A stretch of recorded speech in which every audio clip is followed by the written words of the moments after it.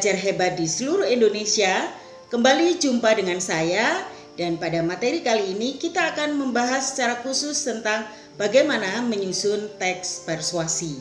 Nah, anak-anak hebat di Indonesia, banyak hal yang bisa kita jadikan bahan untuk menyusun teks persuasi.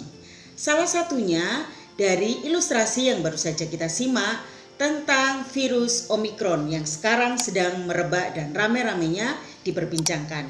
Nah, kalau kita jeli, kita bisa mengambil bahan dengan teliti, apa saja sumber yang bisa kita ambil dan kita pahami, maka itu bisa kita pakai untuk menyusun teks persuasi. Nah, bagaimanakah langkah-langkahnya supaya kita bisa menyusun teks persuasi yang baik? Simak langsung saja di sini.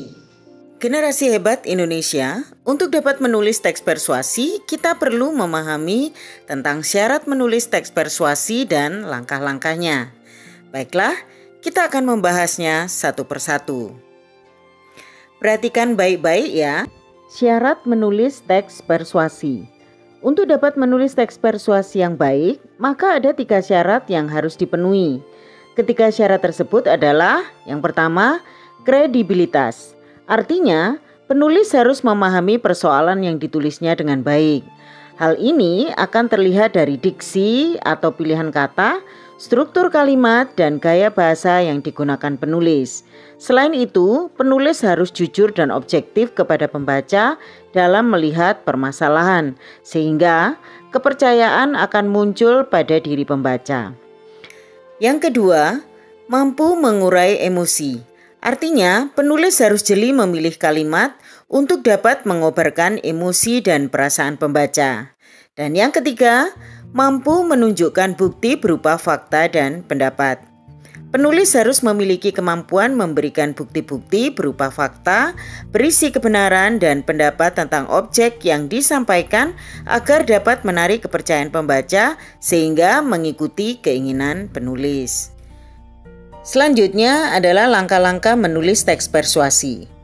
Berikut ini terdapat beberapa langkah menulis teks persuasi. Yang pertama, menentukan topik dan tujuan dalam teks persuasi. Dalam teks persuasi, tujuan penulis dapat dikemukakan secara langsung. Contoh, topik misalnya COVID-19 varian Omikron. Tujuannya meyakinkan pembaca bahwa varian Omikron sangat berbahaya dan langkah yang harus dilakukan agar selamat dari bahaya virus Omikron. Yang kedua, mengumpulkan data dan bahan yang mendukung keseluruhan gagasan teks. Dapat diperoleh dari pengalaman empiris atau pengamatan, wawancara, dan membaca dari berbagai sumber tentang virus Omikron. Pada saat mengumpulkan bahan, kita dapat membuat catatan baik kutipan langsung maupun tidak langsung yang nantinya dapat dijadikan sebagai barang bukti. Contoh, bahan-bahan yang harus kita kumpulkan misalnya identifikasi virus Omikron, penyebaran virus Omikron, gejala orang terpapar virus Omikron, dampak virus Omikron, cara mencegah penularan serta penanggulangan bagi mereka yang terpapar virus Omikron. Langkah yang ketiga yaitu membuat kerangka karangan teks persuasi. Agar susunan tulisan teks persuasi itu sistematis dan logis, kerangka tulisan perlu mendapat perhatian dalam perumusannya.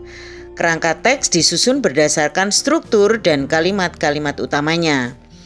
Susunan pembahasan yang tepat untuk teks persuasi adalah susunan logis dengan urutan sebab akibat.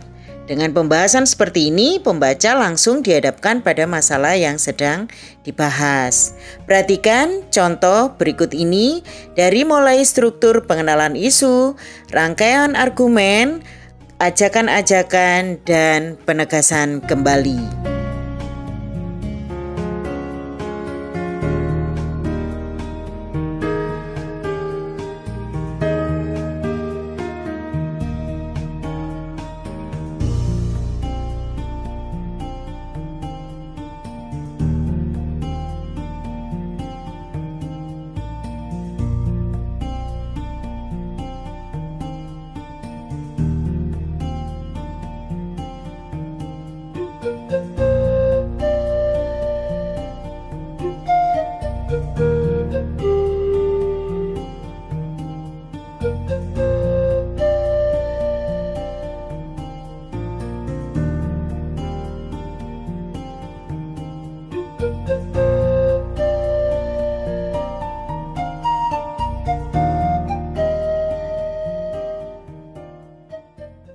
Setelah kita memperhatikan dengan baik kerangka karangan teks persuasi berdasarkan strukturnya, kita masuk pada langkah yang keempat, yaitu mengembangkan kerangka teks dengan memperhatikan struktur dan kaidah kebahasaan menjadi teks yang sempurna.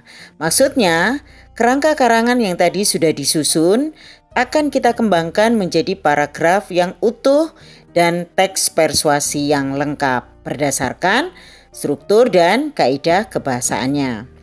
Yang kelima, menarik kesimpulan dari teks persuasi. Penarikan kesimpulan dalam suatu karangan persuasi harus kita lakukan dengan benar agar tujuan kita tercapai. Suatu kesimpulan dapat dibuat apabila data yang diperoleh telah dianalisis. Penarikan kesimpulan dapat dilakukan dengan cara induktif atau deduktif, yaitu dengan cara kalimat utamanya berada di akhir karangan maupun di awal karangannya. Pelajar hebat di seluruh Indonesia, selanjutnya kita sampai pada langkah yang keenam, yaitu penutup teks persuasi. Penutup teks persuasi berupa penegasan kembali. Pada bagian ini, penulis akan memberitahukan inti dan maksud dari penjabaran fakta-fakta yang ada dalam paragraf tersebut dalam 1-2 kalimat, berupa ajakan atau himbauan yang biasanya terletak pada akhir kalimat atau ditulis secara induktif. Yang ketujuh, menentukan judul teks. Judul justru ditentukan di akhir tahap. Hal ini memang salah satu teknik yang sering digunakan oleh penulis profesional seperti jurnalis. Meskipun demikian, boleh juga jika ingin membuat judul lebih dulu sebelum membuat kerangka karangan. Judul sangat menentukan ketertarikan utama dari suatu teks. Judul dibuat semenarik mungkin agar menimbulkan rasa keingintahuan pembaca. Nah, setelah kita membahas langkah-langkah menulis teks persuasi, baiklah dari kerangka poin yang ketiga yang sudah kita susun bersama, perhatikan contoh pengembangan paragraf menjadi teks persuasi yang utuh seperti pada berikut ini.